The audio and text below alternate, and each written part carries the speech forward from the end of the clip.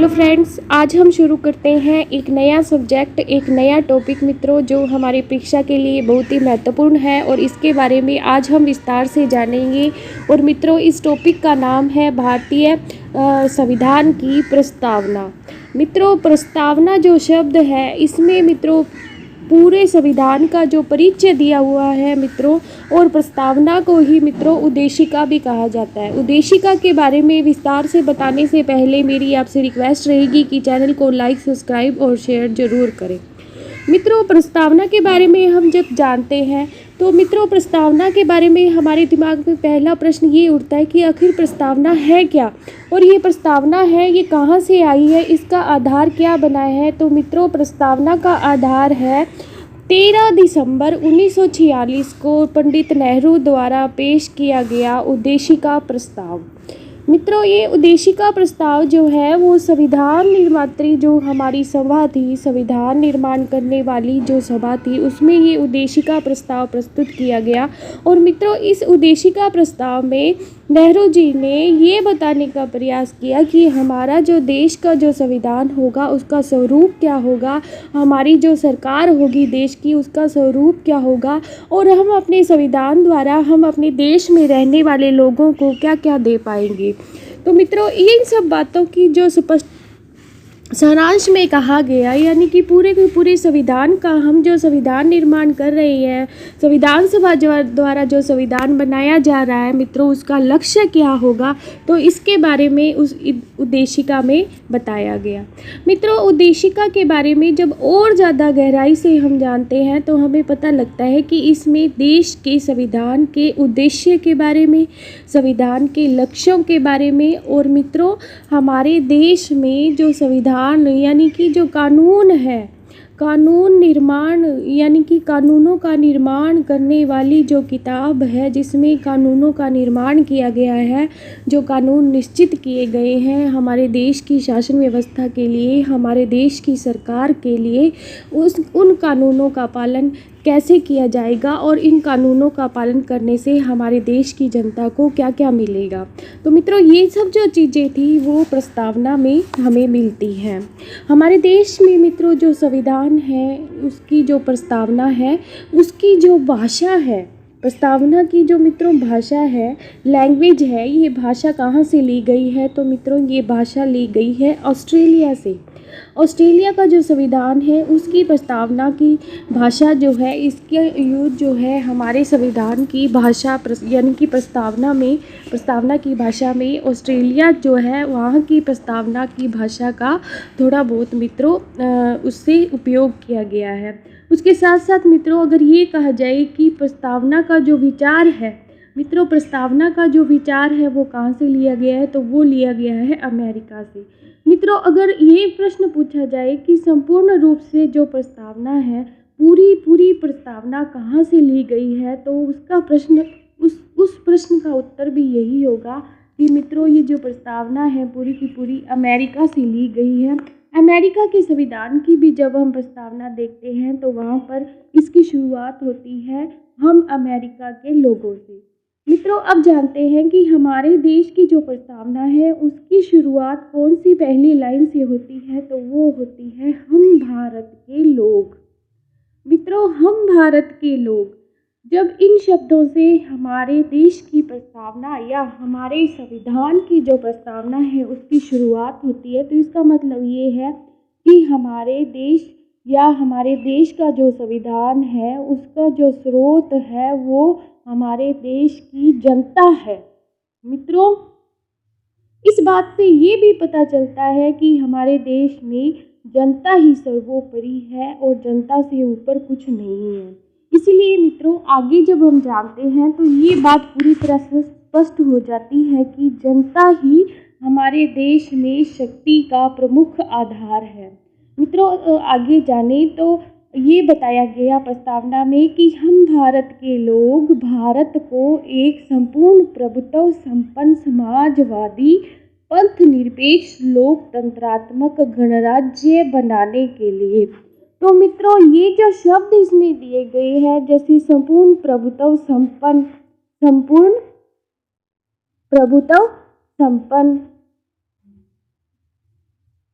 संपूर्ण प्रभुत्व संपन्न, समाजवादी, समाजवादी, पथ निरपेक्ष, लोकतंत्रात्मक। तो मित्रों ये जो शब्द इसमें दिए गए हैं, इन सब शब्दों का मित्रों अपना अलग अलग अर्थ है और ये पूरी तरह सिद्ध करते हैं कि भारत में जो शासन है, भारत का जो संविधान है वो जनता द्वारा बनाया गया है और मित्रों इस संविधान का जो स्रोत है वो जनता ही है। और हम भारत के लोग इस बात को स्पष्ट करते हैं कि हम भारत की जो शासन व्यवस्था है उसको संपूर्ण प्रभुत्व संपन्न, यानी कि हमारी जो शासन व्यवस्था रहेगी, हमारा जो राज्य रहेगा, सरकार रहेगी, वो संपूर्ण प्रभुत्व संपन्न रहेगा, यानी कि स्वयं का ही प्रभुत्व होगा हम पे और किसी अन्य बाहरी सत्ता का हम पर प्रभुत्व नहीं होगा, स्वामित्व नहीं होगा। तो ये संपूर्ण प्रभुत्व संपन्न जो शब्द है ये हमको इस बात का ज्ञान करवाता है कि हमारे जो देश की शक्ति है वो सिर्फ देश की जनता में निर्भर करती है। जनता ही संपूर्ण प्रभुत्व संपन्न है और इस पर किसी बाहरी सत्ता का कोई अधिकार नहीं है। अब बात करते हैं मित्रों समाजवादी शब्द की। तो ये समाजवादी शब्द है मित्रों, ये अपने आप में बहुत कुछ समेटे हुए है। समाजवादी शब्द का अर्थ है कि उत्पादन, उत्पादन समाज में या राज्य में उत्पादन व वितरण के मित्रों जो भी साधन है उन पर सभी का, देश की जनता का समान रूप से अधिकार होगा, उन पर राज्य का कोई अधिकार नहीं होता। तो मित्रों ये जो समाजवादी शब्द है इस अर्थ को बताता है कि समाज के उत्पादन और वितरण के जितने भी साधन हैं उस पर सभी का समान रूप से अधिकार होगा।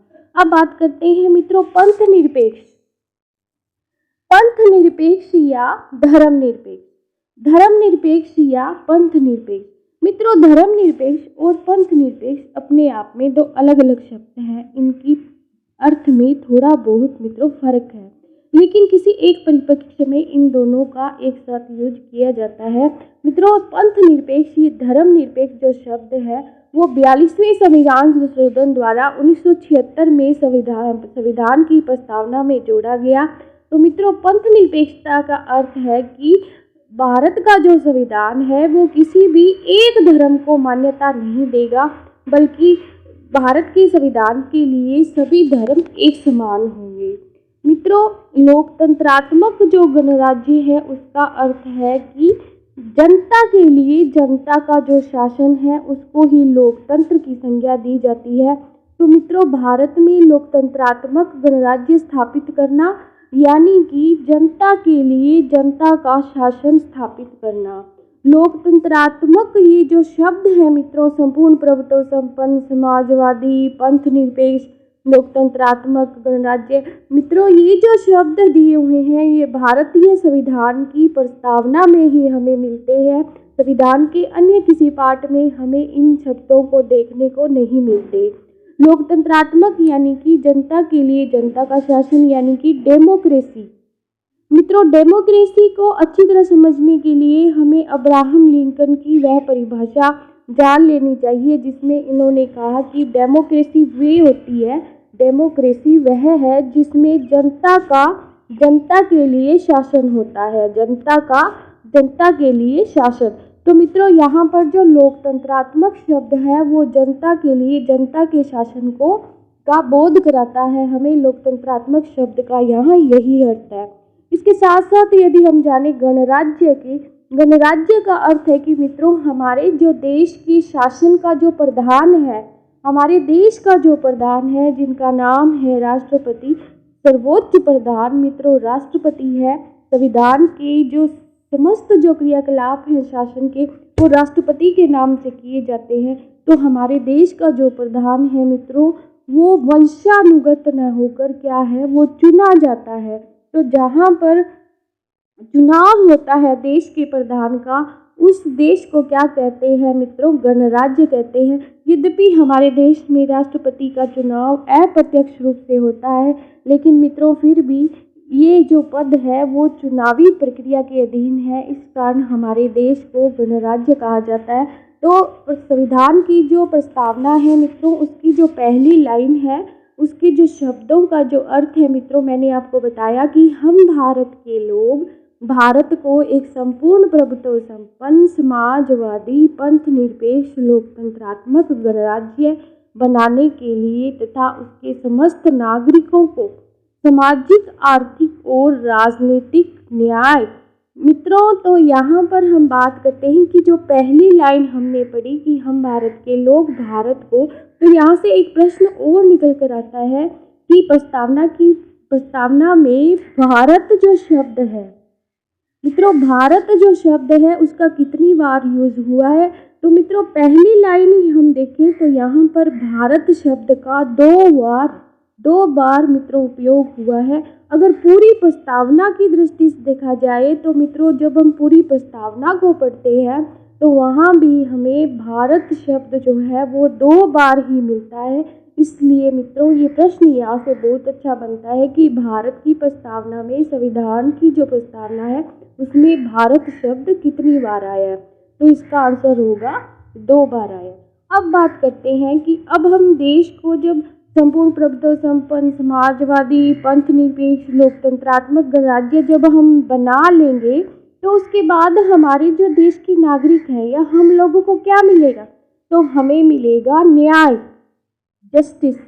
तो मित्रों न्याय कौन कौन सा मिलेगा, तो हमें न्याय मिलेंगे 3 प्रकार के। तो मित्रों वो 3 प्रकार के न्याय कौन कौन से हैं, 3 प्रकार का पहला जो न्याय है वो है सामाजिक न्याय, और मित्रों दूसरा जो न्याय है वो है आर्थिक न्याय, और मित्रों तीसरा जो न्याय है उसका नाम है राजनीतिक न्याय। तो मित्रों ये जो न्याय है वो 3 प्रकार की जो न्याय है वो मिलेंगे हमें देश से। हमारी संविधान की प्रस्तावना जो हमें बताती है कि आपको 3 प्रकार के जो न्याय मिलेंगे देश के नागरिकों को मित्रों, लेकिन प्रस्तावना के अनुसार ये जो 3 प्रकार के न्याय हैं इनका सीक्वेंस यही होना चाहिए, सामाजिक, आर्थिक और राजनीतिक। मित्रों अब प्रश्न ये खड़ा होता है कि प्रस्तावना के अलावा इन 3 प्रकार के जो न्याय हैं उनका उल्लेख और कहाँ हुआ है संविधान में, तो मित्रों उनका उल्लेख हुआ है नीति निर्देशक तत्वों में।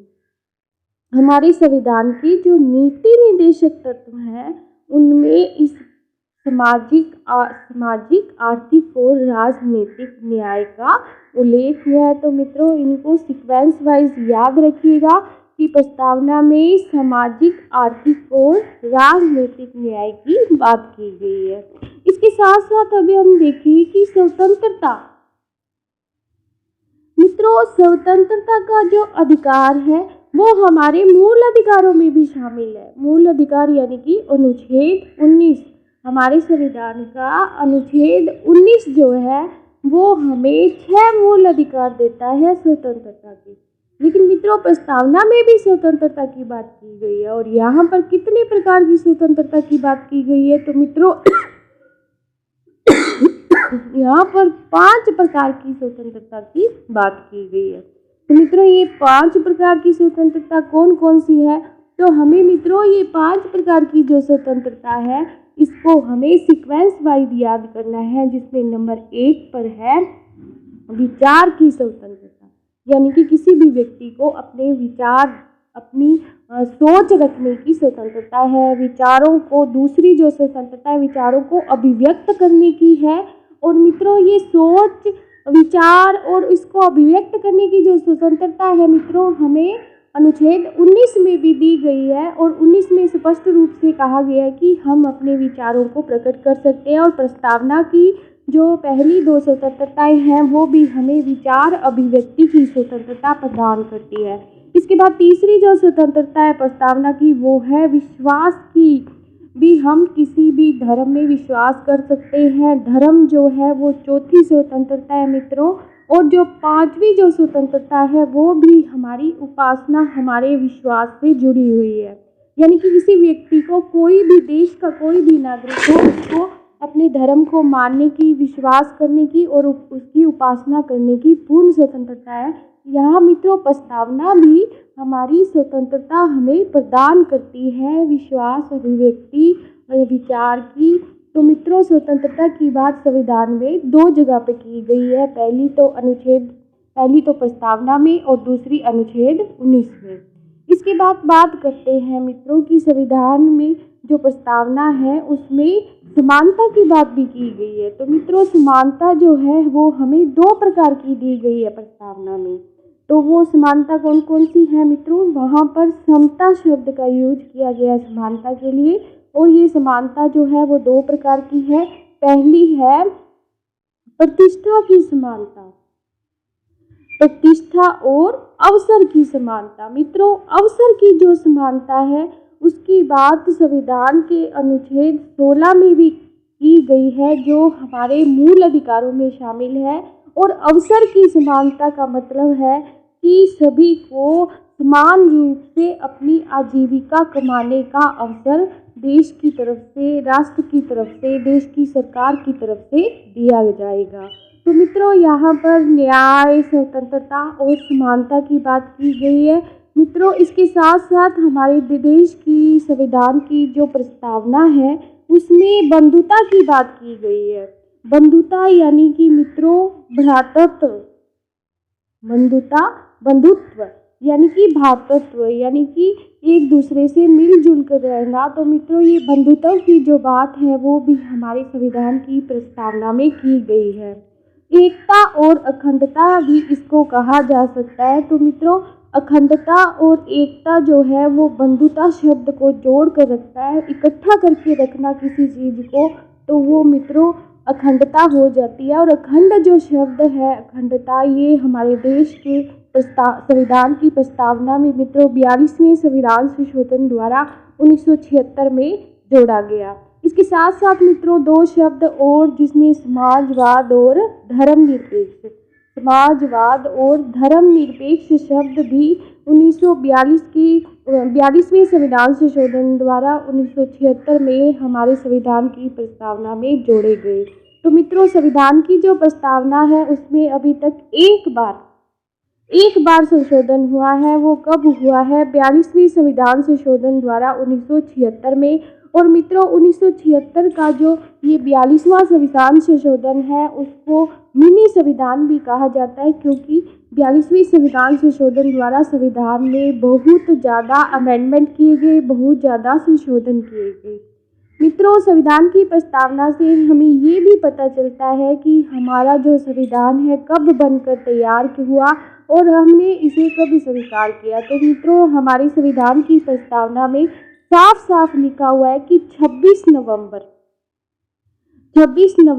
1949 इस दिन मित्रों हमारा मिति मार्गशीर्ष शुक्ला सप्तमी संवत 2000 जय विक्रम संवती। तो मित्रों ये जो तारीख है और ये जो संवत दिया हुआ है इसमें तिथि दी गई है मिति मार्गशीर्ष शुक्ला सप्तमी और संवत दिया गया है 2006 विक्रमी संवत। तो मित्रों ये जो तारीख है वो भी हमें प्रस्तावना से पता चलती है। इस दिन जो है हमने संविधान को अंगीकृत, अधिनियमित और आत्मर्पित किया, यानी कि संविधान को स्वीकार किया। अंगीकृत माने स्वीकार करना। तो मित्रों ये जो शब्द है इनकी सीक्वेंस भी हमें याद रखनी है जो प्रस्तावना के लास्ट में दिया हुआ है कि अंगीकृत करना यानी कि स्वीकार करना, अधिनियमित करना कि संविधान की जो हमारे जो संविधान के जो नियम कानून हैं उन्हें लागू करना, अधिनियमित करना और इसके साथ साथ आत्मर्पित करना यानी कि खुद को समर्पित करना। यानी कि भारत के लोगों ने संविधान बनाया, उसके संविधान की जो विशेषताएं समानता, स्वतंत्रता और बंधुता। मित्रों समानता, स्वतंत्रता और बंधुता का जो नारा है हमारे देश के संविधान की प्रस्तावना में ये कहाँ से लिया गया है? तो ये फ्रांस की क्रांति से लिया गया है, फ्रांस से लिया गया है समानता, स्वतंत्रता और बंधुता की जो नारा है। और मित्रों इन्हीं चीज़ों को इसमें लागू किया गया। प्रस्तावना में बताया गया है कि हमें हमारे देश के संविधान से ये तीनों चीज़ें प्राप्त होगी, चारों चीज़ें। और 26 नवंबर 1949 को हम इस संविधान को अंगीकृत, अधिनियमित और खुद को समर्पित करते हैं। मित्रों, प्रस्तावना के बारे में अगर हम कुछ और हटकर बातें करें तो उसमें प्रस्तावना का जो जिक्र है वो बेरुवारी विवाद में किया गया उच्चतम न्यायालय द्वारा। बेरुवारी विवाद 1960। मित्रों, ये बेरुवारी विवाद जो था, इसमें कहा गया कि प्रस्तावना जो है भारत के संविधान का भाग नहीं है।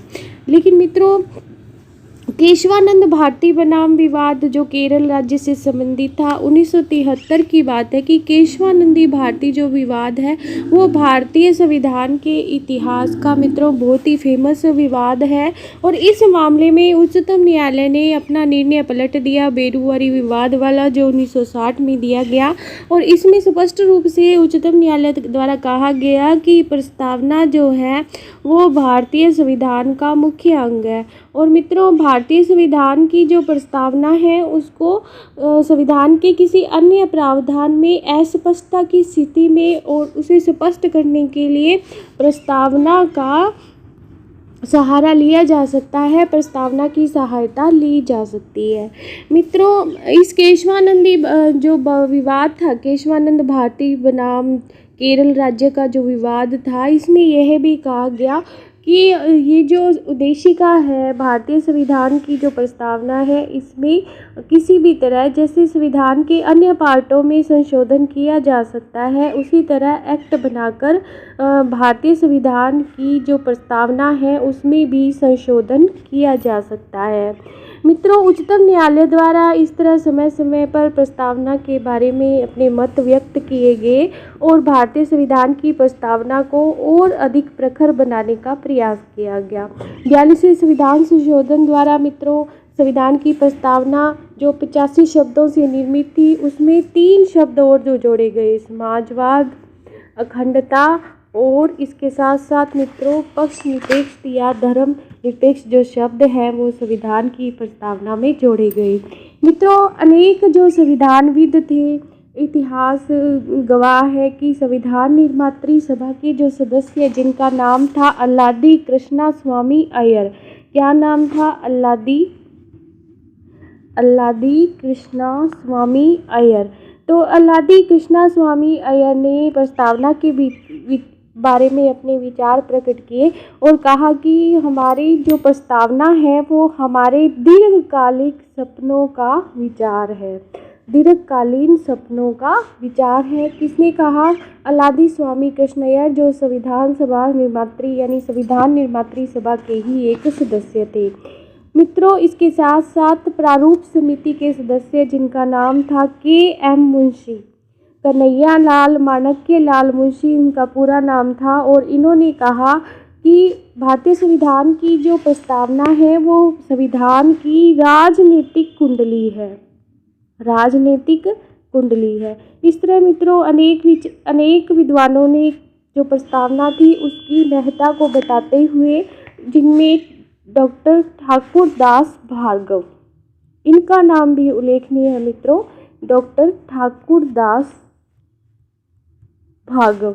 इन्होंने भी भारतीय संविधान की जो प्रस्तावना है उसके बारे में कहा कि हमारी जो प्रियम्बल यानी कि जो प्रस्तावना है वो संविधान का महत्वपूर्ण अंग है, एक प्रीशियस पार्ट है और मित्रों संविधान की आत्मा और कुंजी है। इसके साथ साथ मित्रों अर्नेस्ट बार्कर, ब्रिटिश विद्वान जिनका नाम है अर्नेस्ट बार्कर, इन्होंने भारतीय संविधान की प्रस्तावना को संविधान का कुंजी नोट कहा है। इस तरह मित्रों संविधान की जो महत्ता है संविधान की प्रस्तावना द्वारा और बढ़ जाती है। साथ साथ एक विद्वान और हुए जिनका नाम है N.A. पालकीवाला।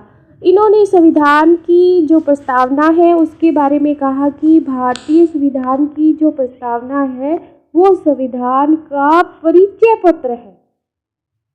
मित्रों, ये बात तो बिल्कुल स्वाभाविक ही है कि हमारे देश की जो प्रस्तावना है संविधान की, वो संविधान का पूर्ण परिचय देती है। पूरे संविधान का जो सारांश है वो इस प्रस्तावना में दिया गया है। प्रस्तावना यानी कि उद्देशिका को पंडित जवाहरलाल नेहरू ने मित्रों संविधान की आत्मा कहा है, उद्देशिका को क्या कहा है, आत्मा कहा है। किसने?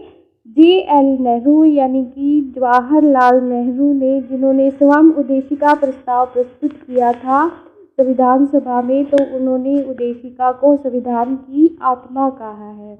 जबकि मित्रों डॉक्टर BR अम्बेडकर, जिन्हें हमारे संविधान का पिता कहा जाता है, इन्होंने अनुच्छेद 32 जो हमारे संविधान के मूल अधिकारों में शामिल है, अनुच्छेद 32 को संविधान की आत्मा कहा। धन्यवाद मित्रों। प्रस्तावना के बारे में इतना ही। Please like, subscribe and share this video.